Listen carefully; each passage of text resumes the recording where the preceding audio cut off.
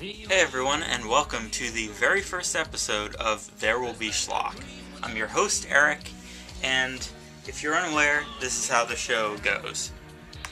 Every week, I look at 3 movies from this sci-fi classics box set, and I determine whether or not they deserve to be called classics, and whether they instead deserve to be thrown away unceremoniously. The Indiana Jones hat this week gave me 3 very interesting little films, so I'll get right going on those. They are Menace from Outer Space, Hercules and the Captive Women, and Laser Mission. Alright, so yeah. First one is Menace from Outer Space.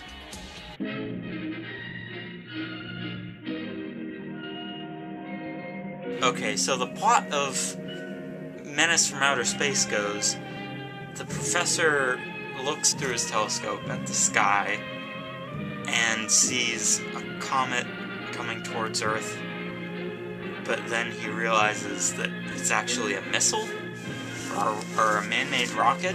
Professor Newt, who's shooting at us? I don't know, Bobby.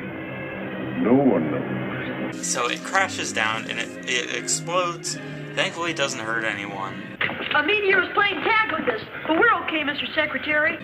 Because they probably would have been up in arms about that.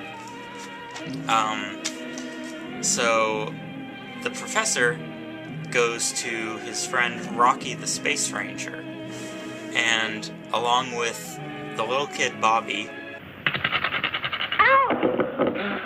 Careful, Bobby. That's powerful material. That's right, Bobby.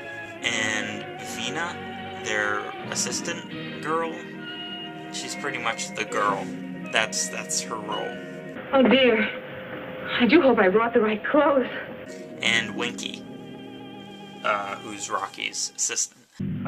We like you, Moon. You, us, be good friends, huh?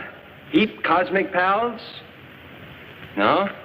So they determined that the missile came from a place called Fornax, which they think is super hot, and thus no life can live there.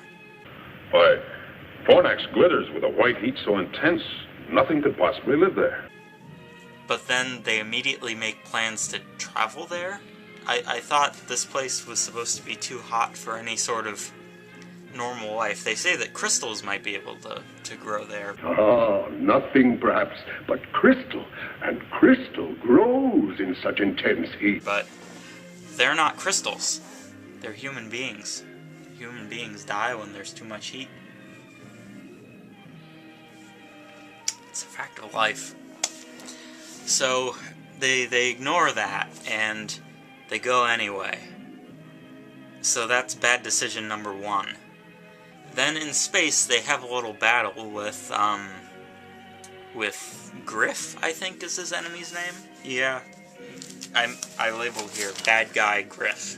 So I know that's reliable.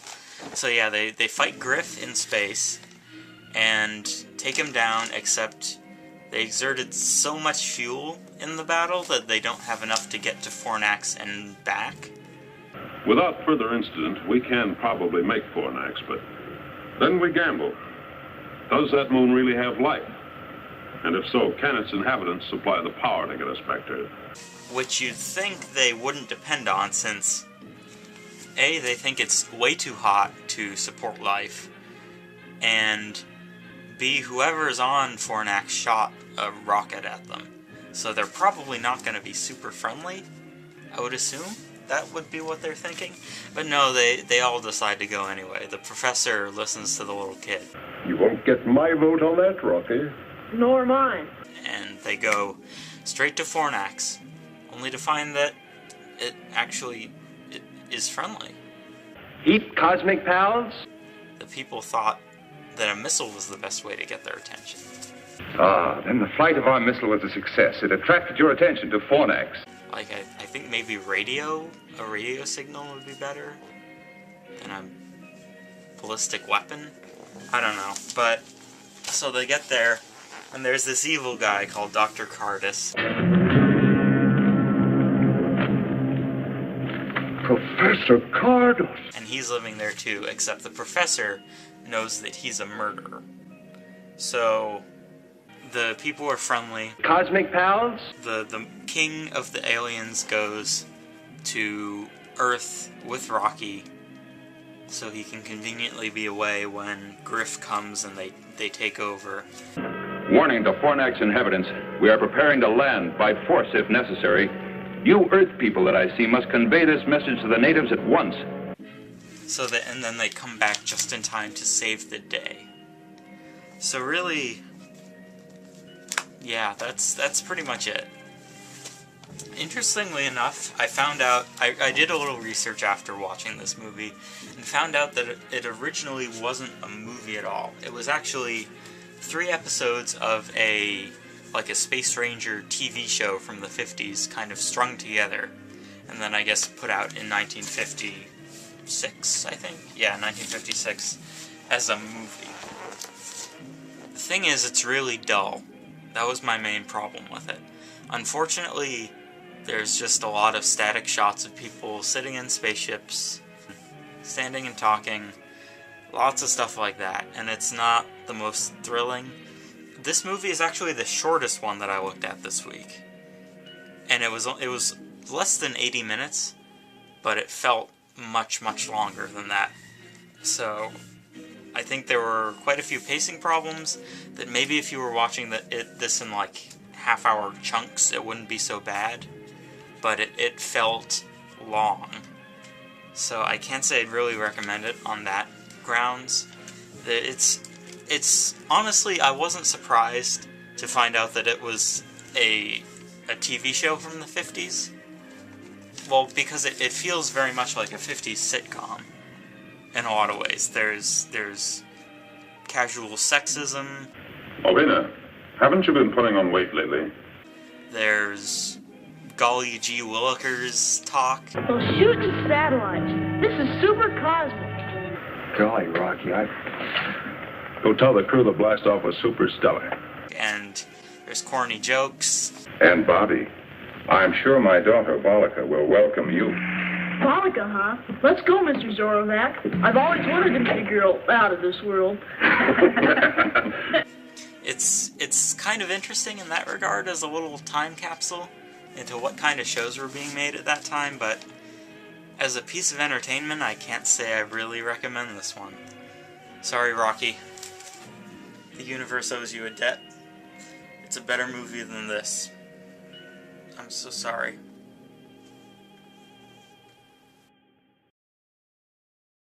Okay, the second movie I watched this week was one called Hercules and the Captive Women.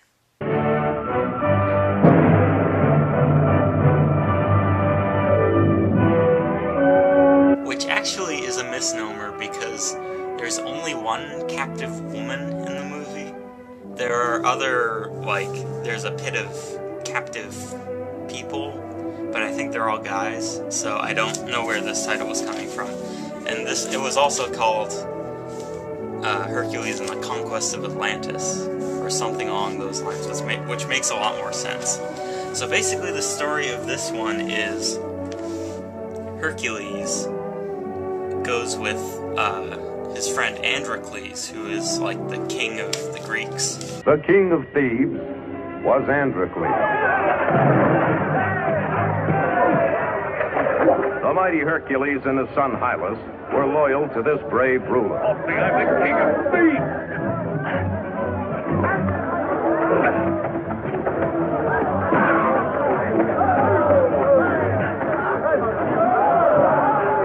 He's the leader on a journey, except a couple scenes before he promised to stay home with his wife.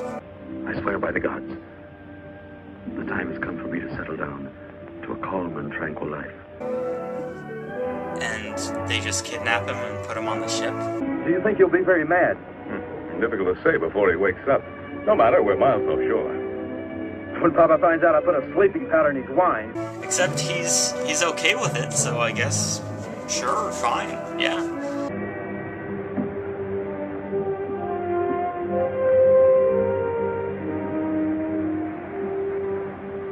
lovely day, isn't it? Yes. The main trait of Hercules in this movie, I'd say, is sleepy. He has a lot of muscles, and he takes a lot of naps. There are seriously like 10 scenes where he's just sleeping, and it's pretty great, actually. So the plot of this is pretty straightforward.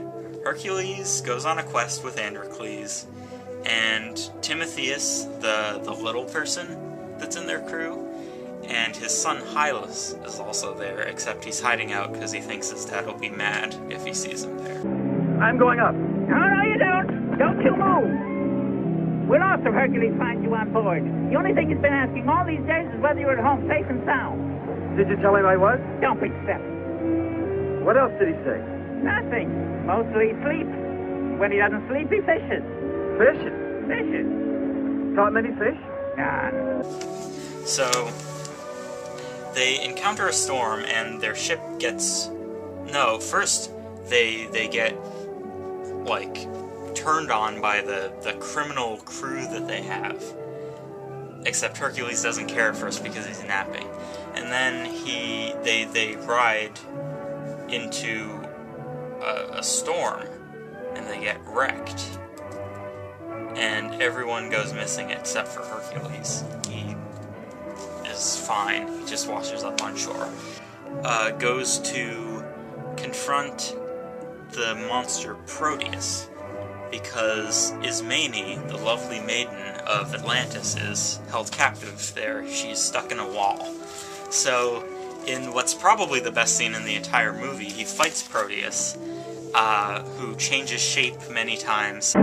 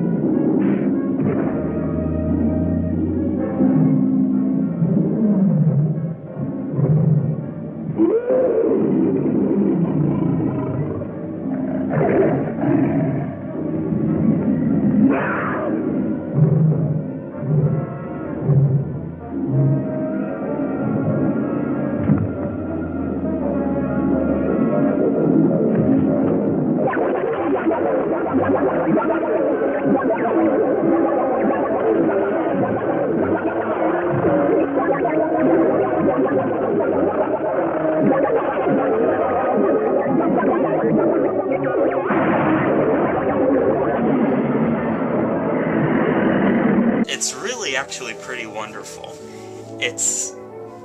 Proteus is like a growling rubber puppet creature, and it's a lot of fun.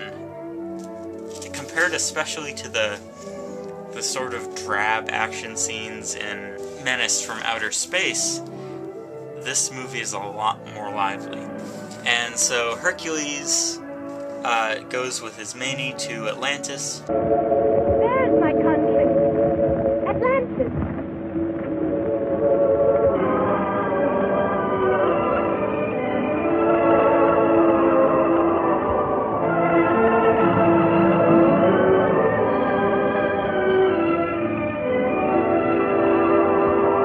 The beautiful evil queen Artenea is ruling.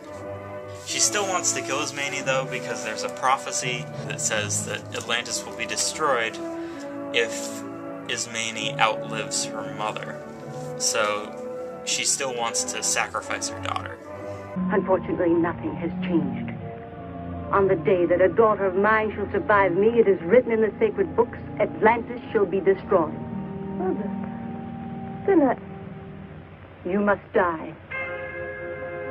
No. No.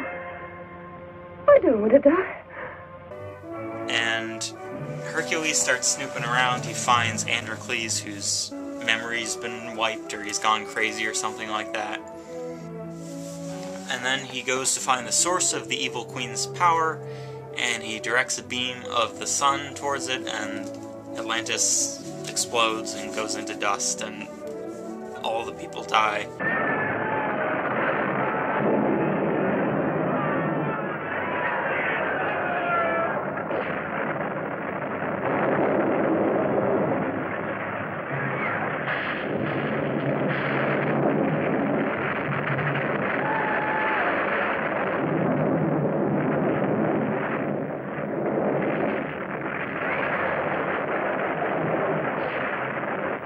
Except they leave with Pretty as Maney, so it's all happy.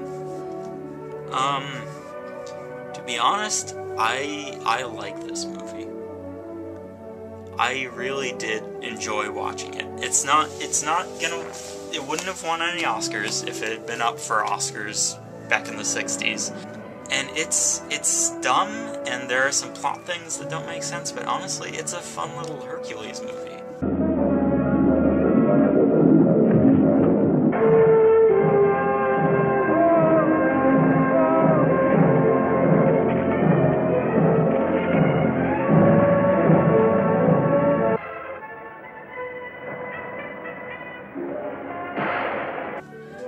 There's not too much more to say than that.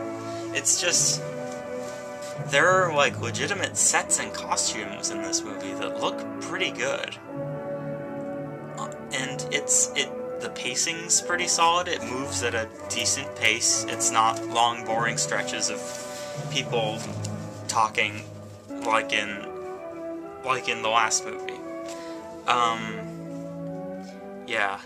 So honestly, it's not a great work of art, but if you want something to put on with a bunch of friends and have a good time and an old cheesy Hercules adventure, then honestly you could do a lot worse than this one.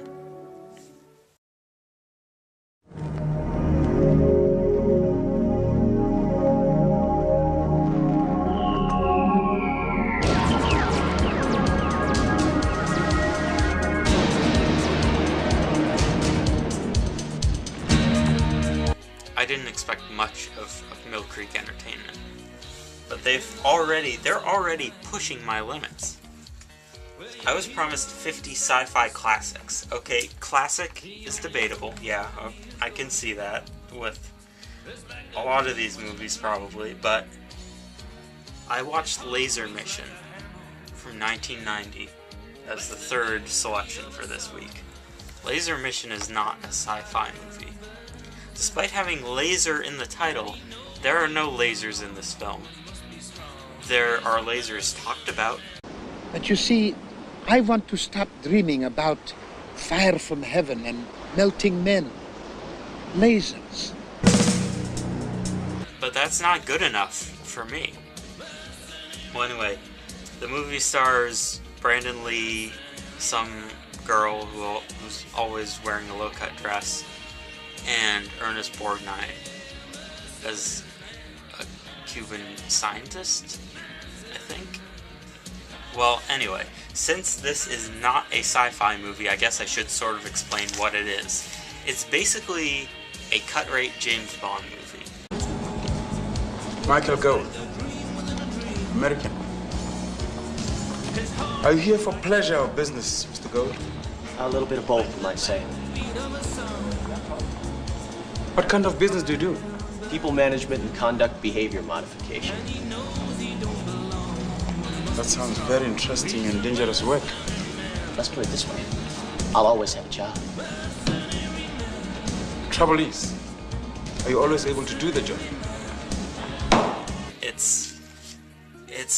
It's bad. It's awful.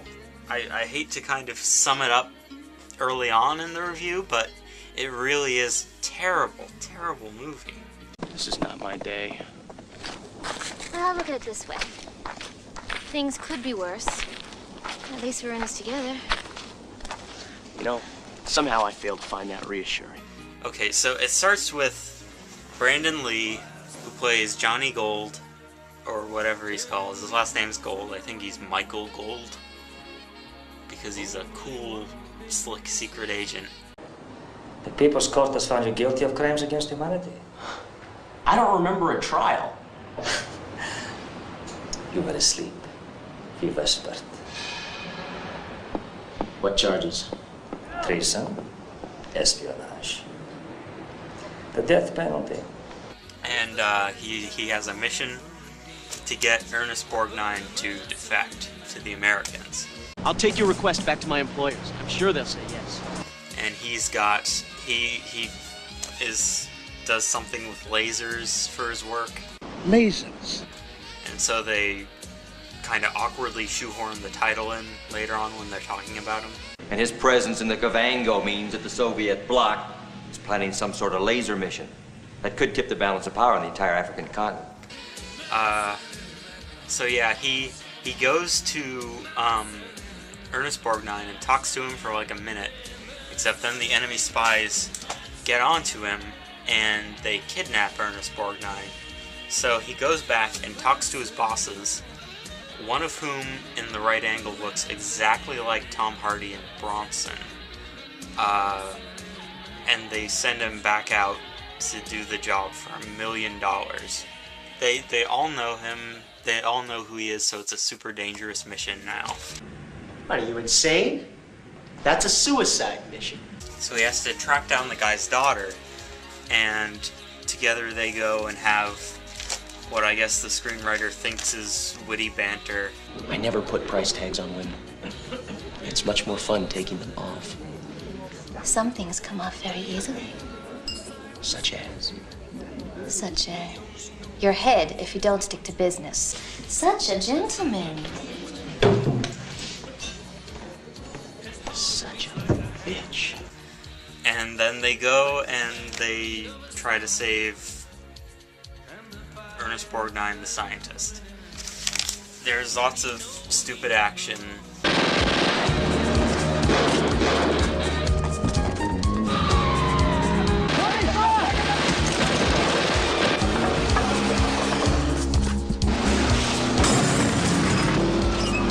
Alyssa! There are a couple comic relief characters who are broad foreigner caricatures. This isn't a good movie.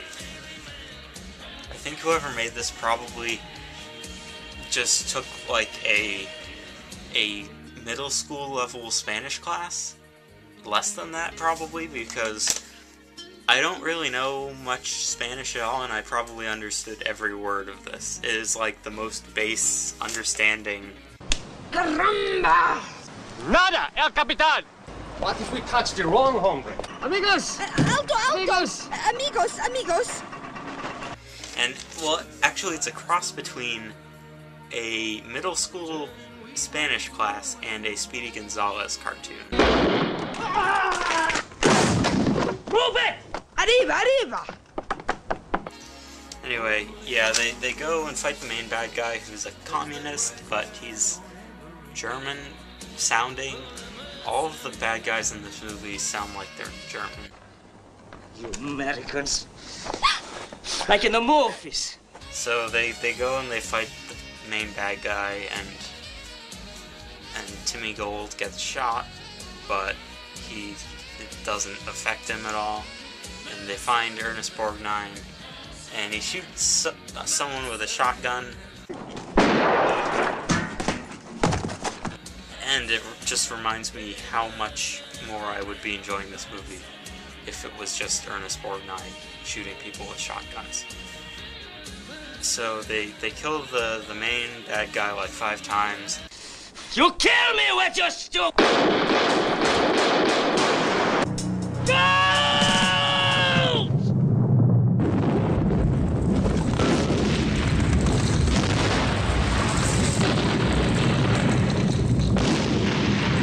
I think they can find their own transport.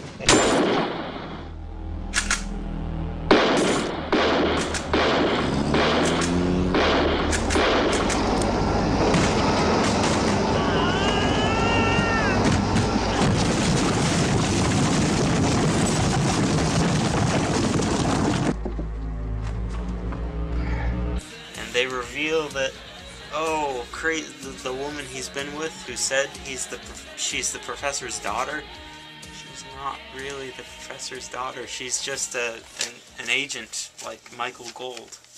Well done, Zephyr. Zephyr? You two haven't been formally introduced then? Oh no, we've met, but we're only now getting to know each other. Yeah.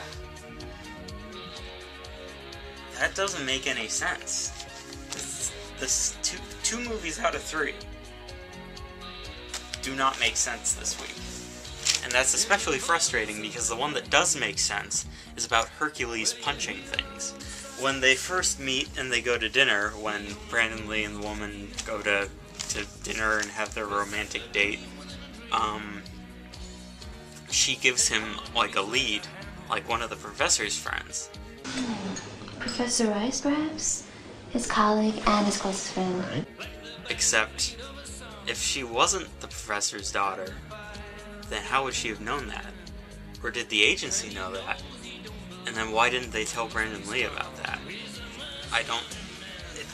And then, when they go there, she says, "Do you know where my father is?" to the guy. Professor, please, where's my father? And the guy should have gone, "I don't know what you're talking about. Who is your father?"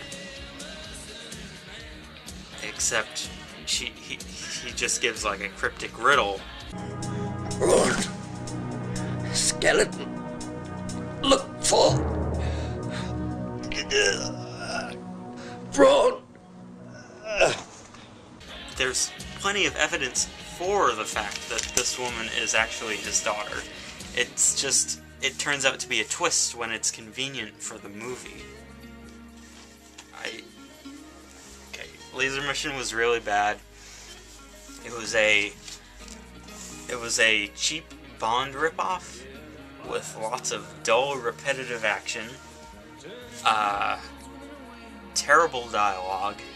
I guess sometimes the acting was standard. That's the best thing I can say for it. That's all I'm gonna say about Laser Mission. I don't want to talk about it. It bored me to watch it. Don't watch this movie unless you're a big Brandon Lee fan and want to see everything that he's in. Or if you're a big Ernest Borgnine fan and want to see everything he's in. Or the German guy, if you really like him. So yeah, that's it. That's all there is to say.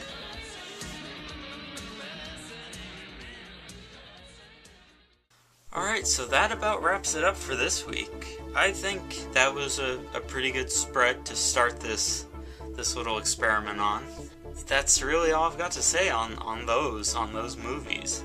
So, how about we pick out next week's features right now? I have the Hat of Wonder and Mystery, the Indiana Jones hat. Let's pick 3 features for the next episode. I'm not looking as I pick them. I want this to be a surprise. Okay, I got something. The Incredible Petrified World. See, I put quotes around incredible because I don't believe that. I don't believe it's true. It's probably not going to be incredible. Okay, number 2, coming right up. Number 2, oh, here just got something. Unknown World. So I'm dealing with 2 worlds as of right now. Okay, one's petrified, one's unknown. Here's number 3. Let's see what this is. The Lost Jungle. I almost thought it was going to be The Lost World for a second. So, yeah. Whereas with, like, Hercules and the Captive Women, I knew pretty much what to expect. This one's sort of more ambiguous. So, next episode, I guess, will be called The Week of Ambiguity. Anyways, thank you for tuning into this first episode.